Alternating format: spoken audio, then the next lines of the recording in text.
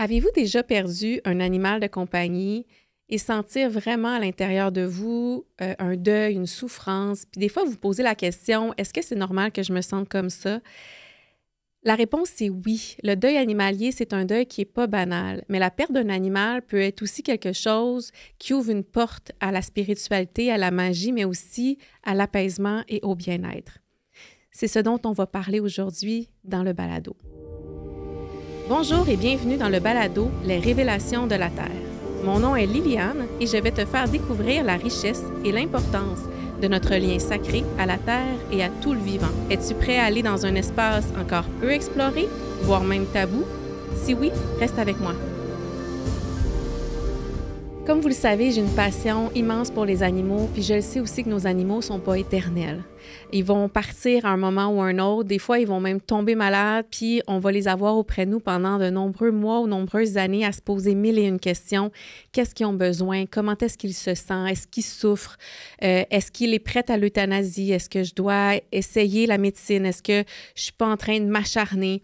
C'est des questions qui amènent tellement son lot de souffrance, on est mélangé, on a une perte de repères, une perte de sens, on se sent dépourvu et on cherche d'une façon ou d'une autre à avoir une réponse, à apaiser le flux de nos pensées et surtout à s'assurer qu'on fait la bonne chose pour lui. Parce qu'on va se le dire, hein, quand on a un animal qui est sur le point de mourir ou qu'on fait le choix de l'euthanasie, c'est comme si on portait sur nos épaules la décision de laisser partir un être qu'on aime et on veut surtout pas le blesser, lui faire mal, lui faire vivre un choc. Et la majorité de mes élèves comprennent, ou de mes clients comprennent qu'il y a une vie après la mort, du moins pour la plupart d'entre eux. Donc, ils veulent s'assurer que le passage vers l'au-delà se fasse comme il faut. Hein, on ne veut pas que notre animal vive un événement traumatisant qui fait qu'il reste pris entre les mondes ou qu'il reste errant. Donc, on veut vraiment pouvoir soulager l'âme et le cœur de notre animal aussi. En gros, on veut le mieux pour lui, puis on veut le mieux pour nous aussi. Donc, le deuil animalier, c'est un sujet très délicat, très chaud, mais il y a une façon d'ouvrir une porte puis de saupoudrer de la magie, puis de la lumière, puis de la bienveillance dans cette phase-là, ce que moi j'appelle traverser vers l'autre monde ou de l'autre côté du voile. Au final, c'est un chemin qui se poursuit, c'est une continuité de la vie, de notre énergie, de notre âme, mais ce passage-là vient avec son lot d'émotions et d'incompréhension. Donc, j'ai vraiment à cœur de vous accompagner là-dedans à travers cette émission-là aujourd'hui, puis aussi de vous montrer des exemples d'accompagnement que j'ai fait avec des clients qui ont eu des animaux décédés. Et je vais vous montrer la puissance et la magie de cette connexion-là dans l'invisible parce que oui, on peut communiquer avec un animal qui est décédé. On peut lui demander comment il s'est senti quand il est parti, de quelle façon il est parti, comment il se sentait physiquement. Des fois, les animaux sont très malades, donc on veut sentir comment ils se sentaient physiquement, est-ce qu'ils étaient prêts à partir. Dans quel état émotionnel se trouve l'animal? Où est-ce qu'il se trouve dans tous ces mondes parallèles-là? Et bien sûr, d'avoir peut-être un dernier cadeau, un dernier message qui va venir apaiser notre âme, nous soulager, puis de nous sentir toujours en relation. Parce que oui, il y a un attachement, il y a un lien privilégié d'intimité aussi. Il y a des fois de la dépendance qui est là avec notre animal. Donc, de cette perte-là peut amener un grand vide, un vide dans la maison, un vide intérieur, une détresse émotionnelle. On rentre à la maison, notre chien n'est plus là pour nous accueillir ou notre chat n'est plus là pour se coucher sur nous la nuit. Des fois, nos animaux, ils ont vécu 5, 10, 15, 20 ans à nos côtés. C'est long, là, 10 ans, 20 ans avec un être vivant à nos côtés qu'on connaît, qu'on aime, avec qui on a traversé tellement d'épreuves dans notre vie ou tellement de belles choses comme la naissance d'un enfant ou des déménagements, des mariages. Donc, il y a beaucoup, beaucoup de choses à explorer avec les animaux décédés. Moi, je trouve que c'est un sujet passionnant et ça m'a surtout permis à moi, comme humaine, mais aussi comme communicatrice animalière, de mieux comprendre le monde dans lequel je vis, de mieux être en phase avec les cycles de la vie et de trouver une certaine paix et sérénité à travers ça. Donc, si jamais c'est ton cas, je t'inviterai à regarder quels sont les outils que tu pourrais retirer de cette émission-là aujourd'hui, puis de voir comment est-ce que tu pourrais trouver une façon qui est bien à toi, qui est unique à toi pour vivre ton deuil. Bien, une première clé que j'aimerais t'offrir, c'est déjà d'accueillir les émotions. C'est-à-dire que des fois, il y a des gens qui vont nous dire « ben voyons, c'était juste un chien, c'était juste un chat, achète-toi-en un autre ». Mais c'est pas vrai que c'est juste un chien ou juste un chat. C'est pas une couverture ou un meuble, là. C'est vraiment un être vivant avec une intelligence, une conscience avec qui on a créé une relation. Donc, il y a un vrai deuil relationnel. Puis c'est un être vivant, c'est une âme unique. Donc, on a beau acheter un autre chien ou un autre chat, ça sera pas la même âme qui va être dedans. Donc, on ne vivra pas du tout la même relation, la même expérience avec le nouveau chien ou le nouveau chat ou le nouveau cheval. Donc, déjà, ça va être important que vous tassiez de votre vie les gens qui banalisent votre deuil ou pas qui rabaissent l'émotion, mais qui ne justifient pas peut-être la valeur de votre émotion. Donc, de vous permettre de vivre ces phases du deuil-là, que ce soit le déni, la colère, la tristesse, peu importe, et vraiment de s'autoriser à la ressentir, à la nommer, peut-être même d'être accompagné à travers ça. Il y a des gens spécialisés dans l'accompagnement du deuil ou du deuil animalier, donc vous pourrez aller vers ces ressources-là. Moi, là où j'aime beaucoup accompagner les humains, c'est de comprendre du point de vue de l'animal, qu'est-ce qui s'est passé pour lui? Est-ce que déjà il était prêt à partir et il est parti dans quelles circonstances et comment il va maintenant? Donc, d'avoir vraiment son point de vue, c'est ça qui m'intéresse. Et je pense que quand on aime quelqu'un, on est intéressé par son point de vue, par sa propre réalité et ça peut aussi mettre de l'éclairage sur les décisions qu'on a prises. Donc, il y a toujours moyen de demander une communication animale avant le décès de son animal pour demander comment tu te sens physiquement, émotionnellement, mentalement. Est-ce que tu as envie de partir ou pas? Et en fait, il y a des animaux qui, eux, vont avoir très peur de mourir ou très peur de partir parce qu'eux aussi, leur lien d'attachement ou de dépendance à vous, à votre famille est très grand. Surtout des animaux avec lesquels vous aviez une belle mission de vie ensemble, que votre animal œuvrait au sein de votre famille, apportait tellement de joie, de lumière, ou ça pouvait être un animal de travail ou peu importe. Donc, de pouvoir tranquillement accompagner par le biais de la thérapie aussi, de soutenir l'animal dans son propre deuil, parce que l'animal aussi vit un deuil à travers ça, un deuil de sa vie avec vous. Donc, de soutenir l'animal et de voir s'il est vraiment prêt. Et les animaux, ils souffrent beaucoup, mais évidemment, ils vont souffrir en silence. On ne les entendra pas toujours crier, nommer à voix haute qu'ils ont mal. Ils vont plutôt avoir d'autres types de symptômes comme un manque d'énergie, un manque d'appétit, dormir beaucoup, avoir de la difficulté à se déplacer. Donc, en pouvant lui demander, est-ce que tu en as assez? Est-ce que ça suffit, cette souffrance-là? Il y a des animaux, ça va être comme oui. Ils n'ont pas le temps de se questionner sur leur deuil. Ils ont juste besoin de libérer une souffrance physique. Et la mort pourrait être une avenue qui va être vraiment libératrice pour eux. Parce que trop étirer aussi la souffrance d'un animal, bien, c'est de soutenir cette souffrance-là. Puis je sais que c'est très délicat à le nommer parce qu'on ne le fait jamais avec cette intention-là. On le fait par amour. Dans le fond, on aime tellement notre animal qu'on veut jamais qu'il parte. Et il y a des gens qui espèrent toujours un miracle, un revirement de situation, comme si elle allait se lever un matin et la guérison allait être là. Parfois, ça peut arriver qu'un animal se met à aller mieux, qu'une intervention vétérinaire permette une meilleure santé à l'animal. Mais d'autres fois, le temps est venu, les guides sont là, l'âme est prête, il a fini un cycle, il est prêt pour le suivant. Et d'interrompre ou d'empêcher ce cycle-là d'avoir lieu, bien, peut créer plein de tensions puis plein de résistances. Donc, l'accompagnement en fin de vie peut être vraiment très révélateur, très apaisant aussi pour la famille, d'être au courant de comment vit l'animal sa fin de vie et de le soutenir là-dedans. Donc, bien évidemment, on fait attention de ne pas précipiter l'euthanasie. Des fois, les vétérinaires vont être rapides à dire « t'amènes ton animal à la clinique vétérinaire parce qu'il est malade et on propose l'euthanasie maintenant ». Moi, je vous dirais, prenez un temps, prenez un 24 heures, un 48 heures, revenez à la maison avec votre animal et faites des rituels de fin de vie pour soutenir émotionnellement puis vous préparer mentalement à cette séparation-là. Donc, par exemple, en revenant à la maison avec votre animal, vous pourriez pleurer avec lui en vous faisant des câlins. Vous pourriez faire une dernière nuit de sommeil ensemble. Coucher par terre avec lui ou votre animal dans votre lit. Ça peut être aussi d'écrire une lettre à votre animal pour le remercier pour tout ce qu'il vous a apporté, tout ce qui vous a nourri, toutes vos expériences de vie commune drôles, loufoques, émouvantes. Donc, de mettre vos émotions sur papier en écrivant une lettre à votre animal. Ça peut être aussi de lui chanter des chansons, de faire un montage photo, donc de faire des photos souvenirs, de récolter peut-être un peu de son poil pour faire un bijou ou un accessoire vous allez pouvoir vous relier après, mais surtout d'apaiser la transition, puis que ça va aider aussi l'animal à pouvoir vivre une transition plus douce. Parce qu'effectivement, s'il y a eu un accident, l'animal est mort d'un accident ou on fait l'euthanasie tout de suite, bien, il y a un choc émotionnel chez tout le monde, chez l'animal et chez l'humain. Et après ça, ben là, il y a des remords, il y a des regrets, il y a de la colère, puis le deuil est beaucoup plus difficile. Mais la bonne nouvelle, c'est que si jamais c'est ça qui vous est arrivé, c'est pas une fin en soi, parce que là, je vais vous parler de la mort. Donc, une fois que l'animal a traversé de l'autre côté, il y a possibilité de retourner communiquer avec l'animal, de réparer les choses, d'expliquer les choses, de faire des soins énergétiques, puis de soutenir l'animal vers un passage plus doux et pour vous aussi de revisiter cet événement-là et de l'adoucir également. Donc, il n'y a aucune action ou aucun événement qui a une finalité en soi puis qui n'est pas dans une continuité de l'énergie. Donc, ça, c'est pour l'accompagnement en fin de vie. Il y a des animaux qui vont vouloir mourir à la maison, d'autres chez le vétérinaire. Il n'y a pas une règle unique et universelle. Vraiment, c'est de voir qu'est-ce qui convient aux valeurs de la famille puis aussi aux besoins de l'animal. Une fois que l'animal est décédé, là, il y a toute une porte immense qui s'ouvre et moi, j'adore communiquer avec les animaux décédés parce que c'est surprenant et étonnant tout le type de message qu'on peut avoir.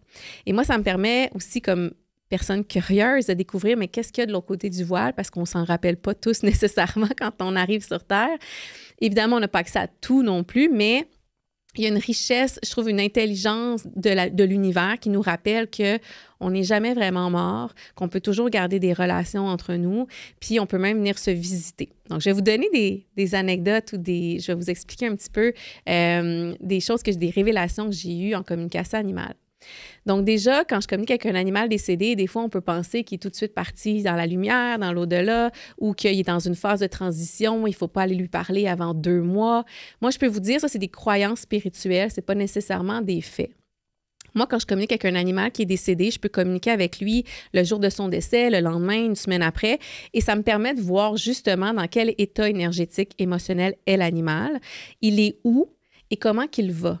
C'est-à-dire que des fois, il y a des animaux qui vont mourir puis ils vont rester là où est leur corps. Ça m'est déjà arrivé de voir l'animal qui était encore dans son sac de décès, là, dans des congélateurs chez le vétérinaire. Et là, j'avais toutes les sensations de froid, d'enfermement, de perte de repère de l'animal. Et quand j'ai contacté la gardienne, je lui ai dit « Mais ça fait combien de temps que ton animal est décédé? Puis est-ce qu'il est toujours dans les congélateurs chez le vétérinaire? » Et elle a pu me confirmer que j'avais raison. Donc, l'animal a suivi son corps et est resté dans les congélateurs. Donc là, moi, en énergie, j'ai pu, à ce moment-là, faire une forme de thérapie avec l'animal et le faire quitter son sac et sortir du congélateur et pouvoir m'assurer qu'il soit bien, qu'il comprenne qu'il est décédé, qu'il comprenne il est où, puis éventuellement de l'élever vers la lumière. Il y a aussi des chiens, des fois, avec qui je communique, qui me montrent qu'ils sont en train de creuser dans la terre et je les vois coucher dans la terre. Et là, à ce moment-là, je vais contacter les gardiens. Ils vont me dire, ben oui, on a enterré notre chien dans le jardin. Donc là, à ce moment-là, puis des fois, je vois le jardin, je peux tout décrire l'environnement. Donc, ça permet de dire, ben là, le chien est aussi resté avec son corps dans la terre. Donc là, on va voir aussi comment est-ce qu'on peut faire pour que le chien ne reste pas prisonnier dans cette dimension-là, puis qu'il s'élève, puis qu'il puisse soit revenir dans la maison ou passer dans une autre dimension. Donc, vraiment, de ne pas laisser les choses stagnantes. Parce que, je dis souvent, on peut évoluer de notre vivant ou ne pas évoluer de notre vivant et on peut évoluer une fois décédé ou ne pas évoluer dans le sens que la vie vivante, manifestée ou morte, il y a des cycles où il y a des lois qui sont les mêmes. Donc, il y en a qui vont vivre des grandes transformations, des grandes révélations d'un côté ou de l'autre. Puis d'autres fois, on peut rester pris dans la même dimension, dans le même lieu de basse fréquence ou peu importe. Puis ce qu'on veut, c'est surtout libérer les âmes pour qu'ils puissent s'élever. J'ai vraiment une belle anecdote aussi à vous raconter en lien avec le décès de l'animal. À un moment donné, j'ai communiqué avec un animal et je lui ai demandé « Où es-tu? Comment te sens-tu? » Et là, il m'a dit « J'ai quitté la clinique vétérinaire et je suis en train de rentrer à la maison. Je suis dans l'autobus. » Et là, ça m'a fait sourire, un chien qui prend l'autobus. Donc là, j'ai appelé sa gardienne et elle m'a dit « Mais oui, elle dit, je suis allée l'amener chez le vétérinaire pour l'euthanasie en autobus parce que j'ai pas de voiture. » Donc, le chien, une fois décédé, il a vu sa gardienne repartir en autobus puis il s'est dit, attends, moi aussi, je veux rentrer à la maison. Il a pris l'autobus. Donc, il y a peut-être quelqu'un cette journée-là dans l'autobus qui avait un chien assis à côté de lui qui rentrait à la maison. Donc, c'est pour ça que Quand on reçoit ce type de message-là, on ne peut pas ne pas croire en la mort, ça n'existe pas, que les âmes ne continuent pas à vivre.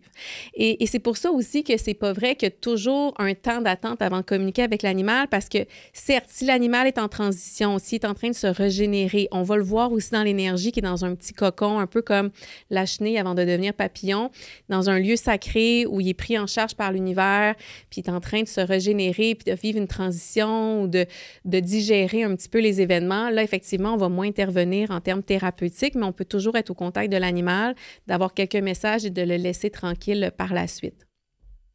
Donc, une fois qu'on sait à peu près où est l'animal, comment qu'il se sent, est-ce qu'il est toujours à la maison, est-ce qu'il est rentré chez nous, est-ce qu'il est dans la lumière, ça nous permet aussi de voir qu'est-ce que je peux faire pour l'accompagner, c'est quoi son besoin, parce que c'est ça au final, quand on a beaucoup aimé notre animal, on s'en est beaucoup occupé. Donc, on se demande s'il n'y a pas encore besoin qu'on s'occupe de lui, si on ne peut pas faire quelque chose, on peut se sentir impuissant, puis avoir une tristesse de se dire, mais il est peut-être pas bien. Puis s'il n'est pas bien, je me sentirais pas bien, moi, de le laisser. Et j'ai un exemple pour ça. J'avais un homme qui me contacte parce que son chat était décédé, il était quand même vieillissant.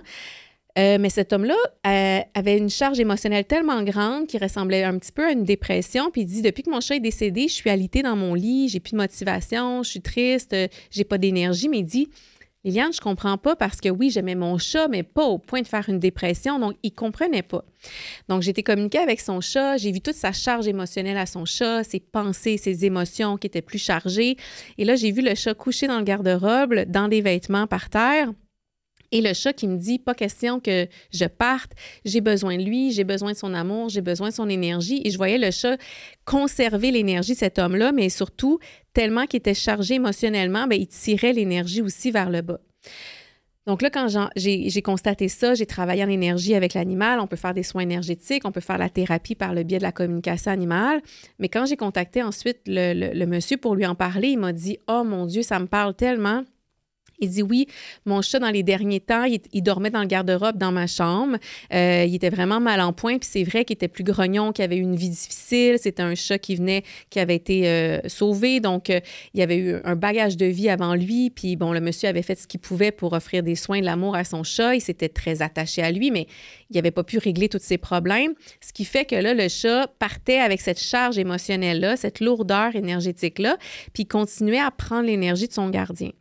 Donc là, en dégageant ça, en faisant un soin énergétique aux deux, en remettant les choses dans les bonnes perspectives, bien, l'homme s'est mis à retrouver son énergie, sa vitalité, puis a pu recommencer à vivre sa vie. Donc, il ne faut pas négliger l'impact de l'énergie ou de l'âme de nos animaux une fois décédés. Ils peuvent nous impacter. Et c'est pour ça qu'un accompagnement adéquat de fin de vie ou une fois décédé permet justement de libérer toutes les âmes, de comprendre, de se donner un dernier message et ça apaise tout le monde. Et le nombre de messages que j'ai reçus de gens qui me disaient « Mon Dieu, merci Liliane, ta communication animale m'a apaisée émotionnellement, je me sens en paix, je recommence à retrouver le sourire. » Donc, de savoir que l'animal est bien, bien, ça va amener l'humain à être bien. Et ce qui est étonnant aussi, c'est si un animal a une maturité, une forme d'autonomie énergétique, puis que quand c'est le temps de mourir, il se sent prêt pour ça, et c'est son heure, et il le sait, il y a cette sagesse-là, il va partir dans une telle légèreté angélique, une espèce de sentiment que tout est parfait, ce qui fait qu'il y a des gens qui vont me contacter en me disant « C'est bizarre parce que je ne sens pas la lourdeur de l'émotion ou du deuil. » Je me sens en paix, je me sens léger, je me sens apaisée. Est-ce que c'est normal? Puis là, on va aller voir l'animal. Puis je vais dire, mais oui, c'est normal. Ton animal est dans cet état vibratoire-là et tu le ressens. Donc, la connexion, elle est là quand même un certain temps parce qu'on a des attaches émotionnelles. Des fois, il faut couper un petit peu le cordon d'argent qui nous relie pour permettre à chacun de poursuivre son chemin en sachant que l'amour ne se quitte jamais. On ne va jamais perdre le lien affectif, le lien karmique avec nos animaux. On va peut-être même se retrouver dans une autre vie ou dans la même. Donc, le chemin n'est pas terminé et on n'a pas complètement coupé tous les ponts.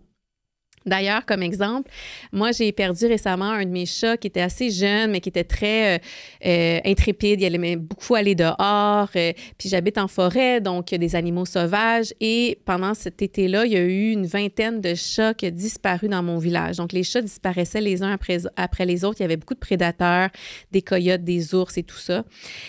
Et notre chat n'est jamais revenu. J'ai communiqué avec lui. J'ai vu qu'il était décédé. Mais dans mes communications, je voyais mon chat revenir tout le temps dans ma maison. Je le voyais rentrer par la porte patio comme il fait d'habitude, venir manger, aller nous visiter. Des fois, je le voyais dormir sur la table du salon. Et là, je comprenais que mon chat revenait tout le temps chez nous. Et c'était OK parce qu'on n'a pas besoin d'amener nos animaux dans la lumière tout de suite. Si l'animal, il a une belle énergie, qui va bien, qui a encore besoin de nous, qui a besoin de faire son deuil.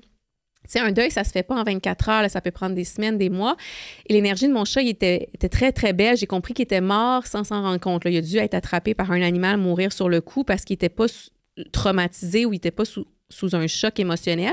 Donc, son énergie était belle, donc je le laissais rentrer chez moi. On se parlait, je communiquais avec lui. Même ma fille, la nuit, rêvait et se réveillait le matin en me disant « Maman, j'ai vu Plume rentrer dans la maison par la porte patio, est allée sur le dos de Emeric, qui est mon fils. » Donc, j'ai dit « Ah, wow, t'as les mêmes visions que moi. Oui, Plume revient régulièrement. » Jusqu'à un jour où j'ai vu mon chat rentrer dans la maison et j'ai vu un autre chat rester dehors sur le balcon assis en attendant mon chat qui revienne jouer dehors avec lui.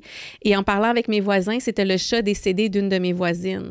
Donc finalement, nos chats décédés étaient encore ensemble, se promenaient dans le village, revenaient chez les uns, chez les autres. Donc si l'énergie, elle est belle, on peut garder ce lien-là. Il n'y a pas d'urgence à changer quoi que ce soit. Mais c'est important d'ouvrir le portail, d'ouvrir le vortex vers l'au-delà et de dire quand même à nos animaux, c'est le bon moment pour toi, tu peux partir, je t'aime, je vais toujours t'aimer, t'accompagner, mais si le moment est venu, tu peux t'élever.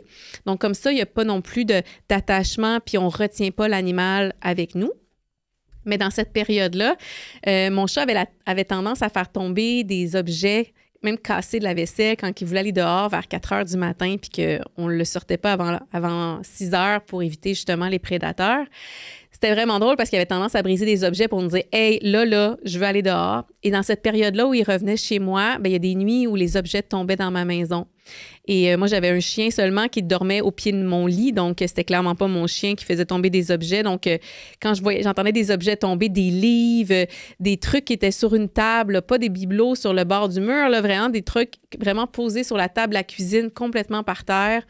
Donc, je me levais, je regardais, je voyais les objets par terre, je voyais bien qu'il y avait personne de debout. Et là, je souriais, je disais « Plume, j'ai compris, t'es encore là. » Mais je dis « Là, tu peux aller dehors, là, je te retiens pas, il n'y a pas de porte patio pour toi. » Va dehors si ça te tente.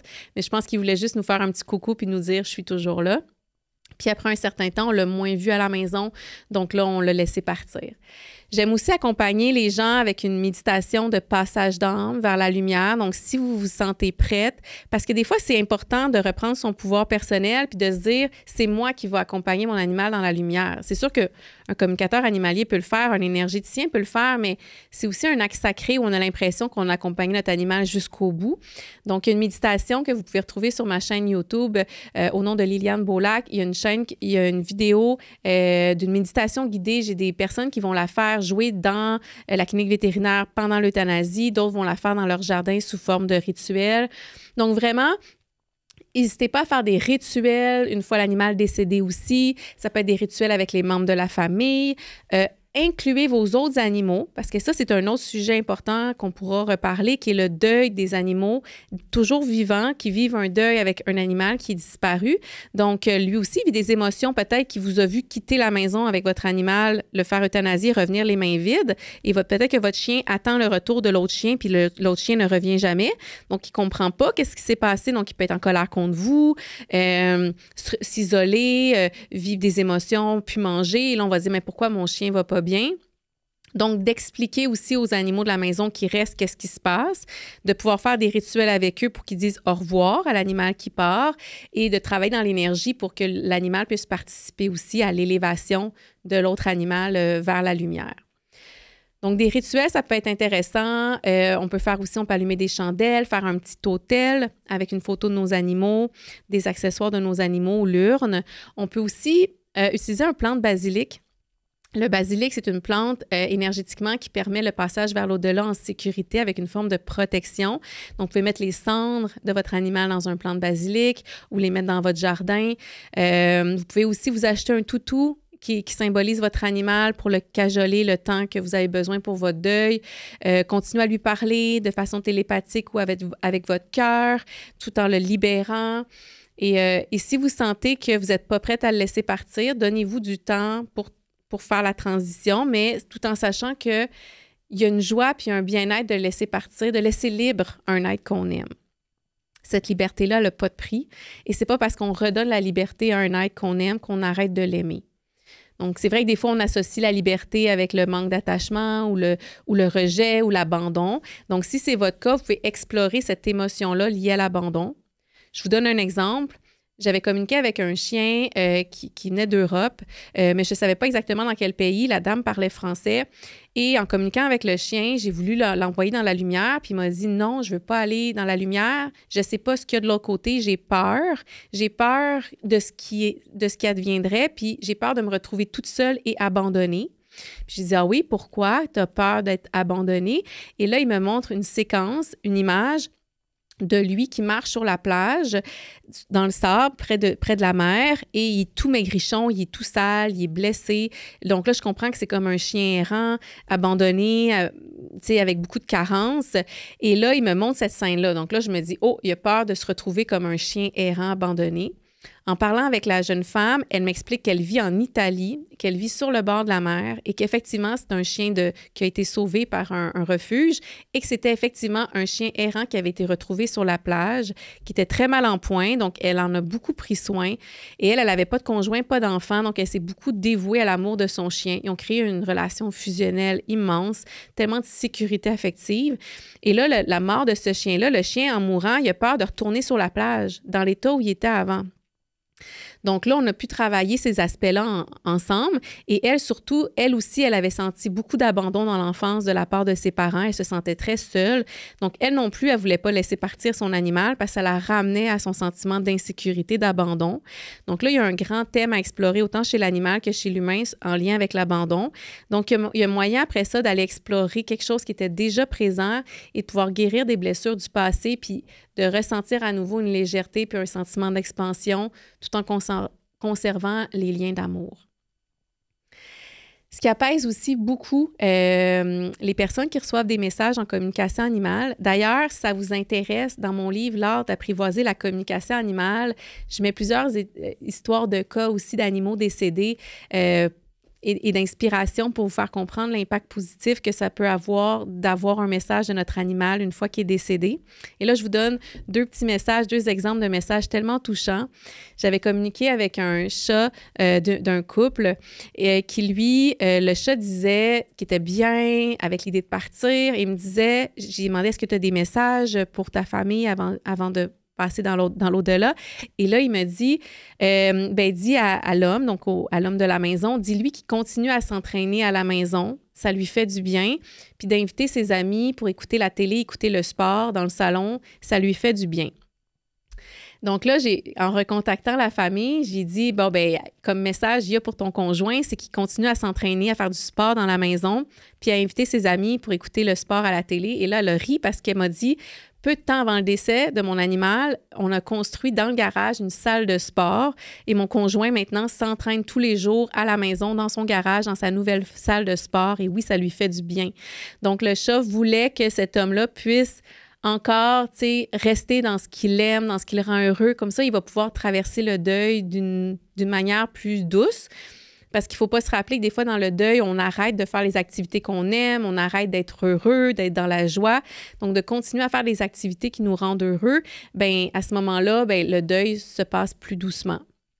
Une autre chose que ce chat-là m'avait dit, c'était que, elle dit, moi, ils m'ont pris comme leur bébé. En fait, j'ai eu la mission de les faire devenir parents. Mais maintenant, c'est à mon tour de leur redonner, de leur dire merci. Et là, elle m'a dit, effectivement, on n'a jamais eu d'enfant, puis c'est vrai qu'on a pris cet animal-là comme étant notre bébé à nous et qu'ils ont joué un rôle parental avec cet animal-là. Donc, c'était vraiment beau que l'animal ait pu me parler aussi bien de sa famille avec autant de faits concrets.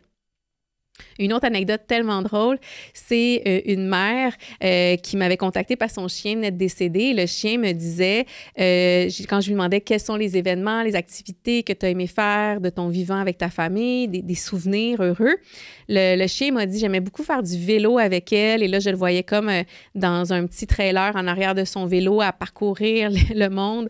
Et ensuite, je vois une image de ce même chien-là, qui est quand même un gros chien, là. En fait, le chien est en train de faire du vélo, mais lui-même, il pédalait sur du vélo. Tu sais, il était comme assis sur le vélo comme un humain, puis il pédalait. Donc là, j'ai eu cette scène-là où je l'ai vu et c'était un beau caniche blanc, un caniche assez grand. Et vraiment, là, mon image était claire. Je le voyais faire du vélo et j'ai vu une bassinette de bébé. Et en la recontactant, elle m'a dit « Oh mon Dieu, Liliane! » Elle dit déjà, oui, j'ai beaucoup fait de vélo avec mon chien. Puis avant d'avoir mon enfant, c'était lui comme mon enfant. Fait que je le traînais dans un trailer en arrière de mon vélo. Mais elle dit surtout que j'ai trouvé un cadre où on voit un chien blanc, identique au mien, faire du vélo, assis sur le vélo en train de faire du vélo. Et j'ai accroché le cadre en haut de la bassinette de mon enfant. Et elle m'envoie la photo. Et la photo que je vois, c'est exactement l'image que j'ai eue. Donc, au final, son chien, il n'est pas vraiment parti. Il continue à veiller sur le bébé. Puis, il s'est mis sur le vélo, puis il est en train de faire du vélo encore avec elle. Donc, ça, c'était vraiment... ça nous a fait sourire, puis ça l'a apaisé beaucoup de voir que son chien est heureux, qui est encore là, puis qui a bien vu le petit clin d'œil du chien sur le vélo, que c'est ce qui les avait rassemblés beaucoup. Et après ça, une fois qu'on est dans cette légèreté du cœur-là, l'animal peut partir dans la lumière, puis nous, on continue notre vie, puis il y a un sentiment de sérénité, de sécurité et de paix. Pourquoi je vous raconte tout ça? Parce que je sais à quel point un deuil animalier peut être difficile à vivre si on ne passe pas à travers ces étapes-là. Moi, d'ailleurs, quand j'étais jeune, j'avais un chien Balzac que j'aimais vraiment beaucoup. Et vers l'âge de 6-7 ans, mon père s'est séparé de sa conjointe de l'époque, puis on est allé en appartement, donc on a dû se débarrasser de mon chien. Et moi, quand j'étais jeune, je devais beaucoup assurer ma sécurité affective et émotionnelle seule. Donc, c'était beaucoup de changements pour moi, de la séparation de mon père, le changement de maison. Évidemment, la mort de mon chien, ou en tout cas la mort. Je dis sa mort parce qu'éventuellement, il est mort, mais bon, la séparation de mon chien. Et je l'ai vécu, je pensais que je l'avais vécu, mon deuil, en me disant « tout est beau, tout est parfait ». Tu sais, comme s'il n'y avait pas eu vraiment de deuil. Et arrivé vers l'âge de 35 ans, on fait le choix avec mon conjoint d'acheter un chien. Et quand le chien est venu à nous puis qu'on est allé le chercher, l'émotion est remontée et je me suis mis à pleurer comme une madeleine, mais de larmes, de crocodile. Et je me disais, mais pourquoi je pleure comme ça face à un chien qu'on va adopter que je connais pas? Et la douleur était tellement grande que j'ai dû aller me promener dehors, respirer, dire, donne-moi 2 minutes. Et là, mon conjoint me disait, mais c'est quoi cette émotion-là? Puis je disais, je sais même pas c'est quoi cette émotion-là. Et en faisant de la pleine conscience, je me suis rendu compte qu'il me ramenait tout à mon deuil de Balzac que j'avais pas vécu. Et non, je vous confirme que c'est pas Balzac, c'est pas l'âme de Balzac qui est revenue, mais il me ramenait tout ce deuil-là et je me suis dit, wow, je n'ai pas vécu mon deuil de Balzac. Et ce chien-là est venu raviver tout ça. Donc, et c'était quasiment 30 ans plus tard. Donc, c'est pour ça que si on ne prend pas le temps de bien vivre notre deuil, de faire des rituels, des préparations avec vos enfants, avec les autres animaux de la famille, avec les autres membres de la famille, de prendre ce temps-là avant, pendant et après le décès, bien, ça se peut que tout ce qu'on va mettre sous le tapis là, va réémerger par de la colère ou de la tristesse plus tard, dès qu'il y aura un petit activateur. Donc, vraiment, mon souhait pour aujourd'hui, c'est que vous voyez qu'il y a de la magie, il y a de la lumière, il y a de l'amour, il y a de la foi dans la mort, que non, c'est pas une finalité en soi, c'est une continuité, qu'il n'y a pas d'urgence à faire des transitions trop drastiques. Prenez votre temps, mais oui, vient un temps où c'est important de libérer l'animal, de le retourner dans la lumière pour que vous aussi, vous puissiez vous aussi continuer votre chemin. On ne veut pas que personne s'empêche d'avancer, mais il y a des étapes pour le faire, il y a des manières de le faire. Et moi, je vous encourage à le vivre le plus doux et le plus sereinement possible. Et si vous avez besoin de soutien là-dedans, sachez que moi ou mes élèves diplômés vont être là pour vous accompagner. Donc, je vous souhaite des beaux câlins avec vos animaux. Prenez bien soin d'eux. Ils ne sont pas éternels, mais oui, ils le sont à un tout autre niveau. Et c'est à ce niveau-là qu'on a envie d'être connecté avec eux. Bonne fin de journée tout le monde. Je t'invite à me partager dans les commentaires ce que ça l'a éveillé chez toi. Partage aussi avec tes amis ou toutes les personnes qui te sont chères pour qu'on puisse les guider vers une meilleure reconnexion avec la nature et les animaux. Abonne-toi pour qu'on soit encore plus nombreux à marcher sur ce chemin. Je suis vraiment honorée de t'avoir avec moi sur ce balado et je te dis à bientôt.